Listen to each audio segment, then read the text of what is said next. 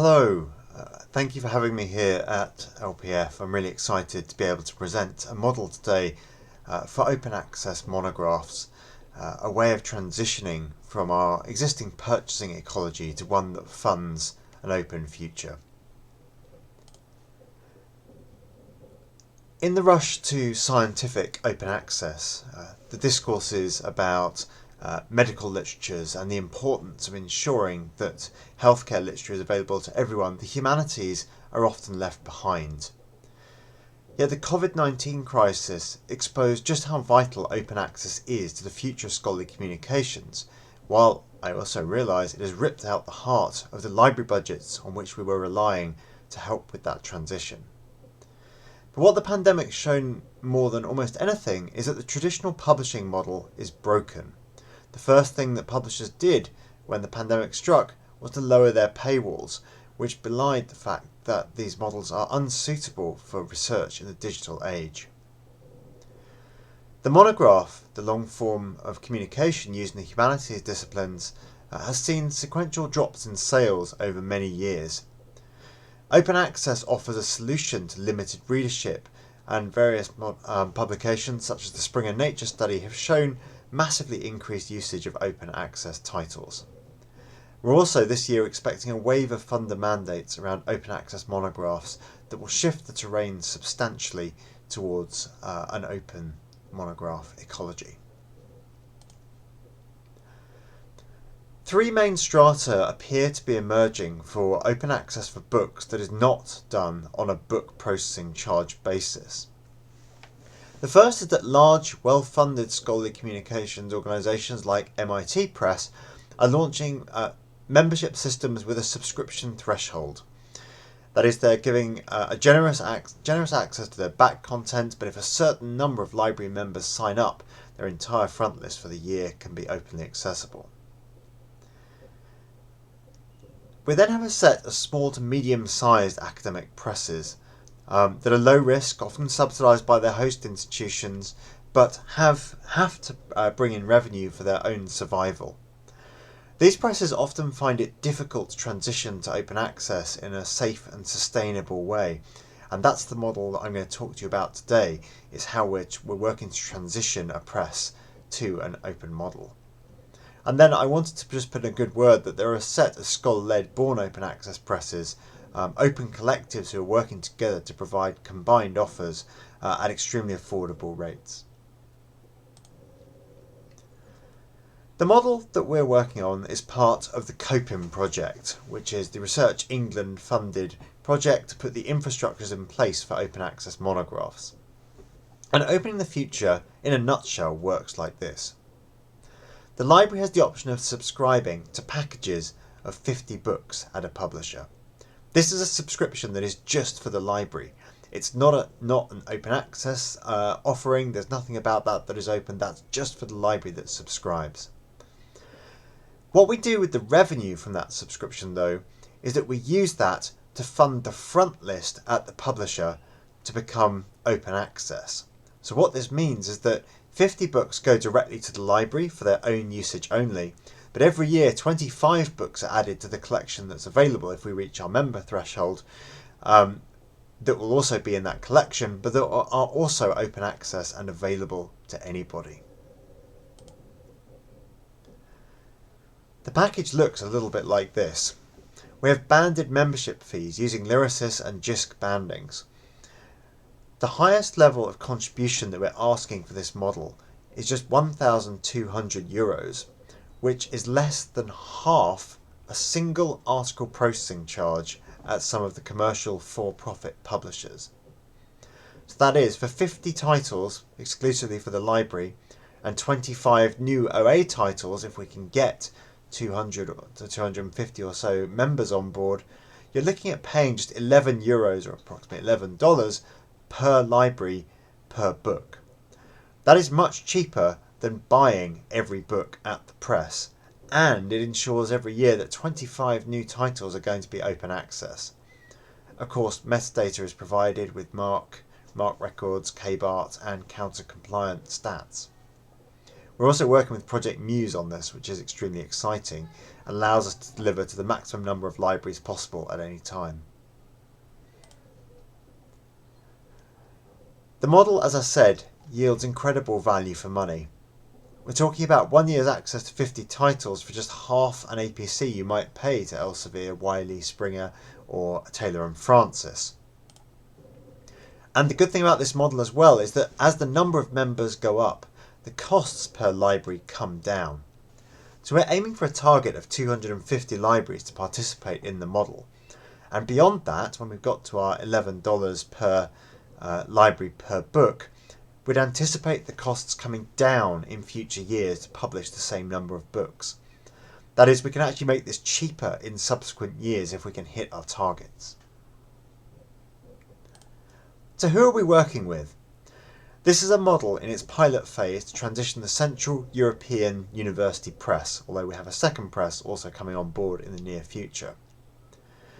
This press is nearly 30 years old and has a distinguished backlist of 450 or so titles, with a specialism in post-Soviet reconstruction of Eastern Europe and the political and historical cultures that emerged in the late 20th century. The exciting thing about this press is that it was one of the presses that in the pandemic period of March to June 2020 it lowered its paywalls and made 279 of those titles available on Project Muse. And what they saw was pretty incredible.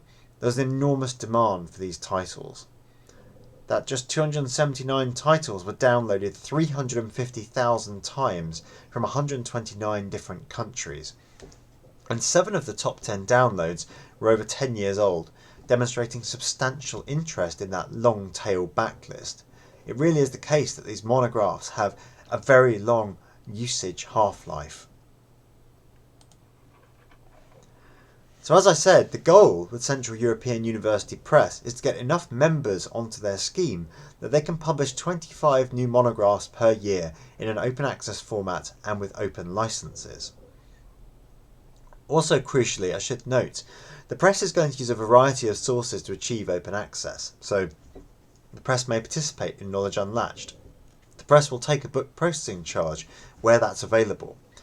Those will not count in this membership program. This membership program will not be used to subsidise any book that has a different source of funding.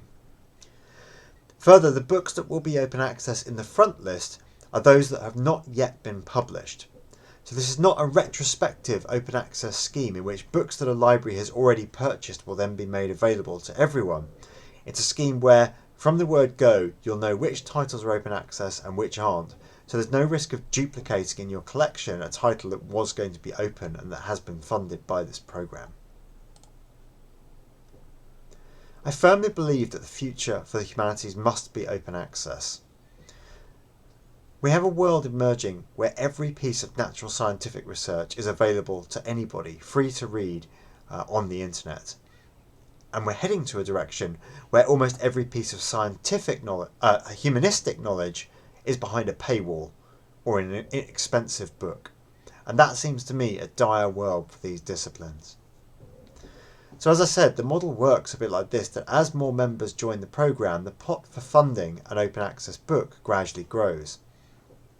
Once we have approximately 10 members, it varies on the bandings, we have enough to make a book open access. And I'm very pleased to say that we'll be announcing our first open access book in the very near future. So this is a rolling process, and every time we hit the threshold, another book can be made open access.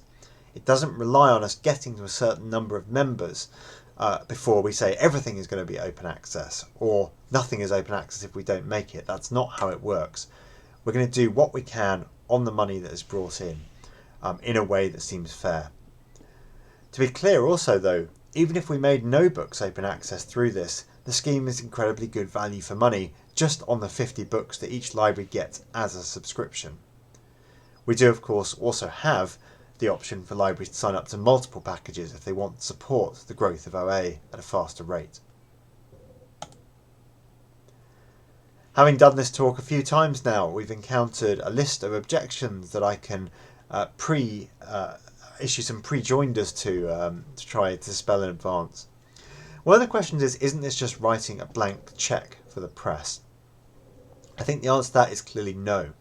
The membership is hardly perpetual, and libraries can cancel at any point if they're not happy with what they're getting. Libraries can vote with their feet if they want to leave. Some libraries have said, we already have all the books and we're going to buy all the books in the future. That seems slightly counterintuitive to me, because this model will actually work out to be a cheaper way of ensuring that you have all the books forever in an open access format. That is, if you were going to buy all the books anyway, this model is a much better way to spend the library's budget to make it go further. Some people have asked, why this press? As I said, this press had huge success with open access during the pandemic, and it was also a press that was willing to come forward to make the transition. I think that can't be played down. That mustn't be played down too much. It's important to recognise that we need pilot presses to make the transition, to show us what this future could look like. We've also had questions, is this too expensive? As I said, a less than half an article processing charge at one of the big publishers for 50 books and then hopefully 25 open access books per year. Really, this is so much better than the book processing charge model, where libraries are being asked for $11,000 or so to make a book open access.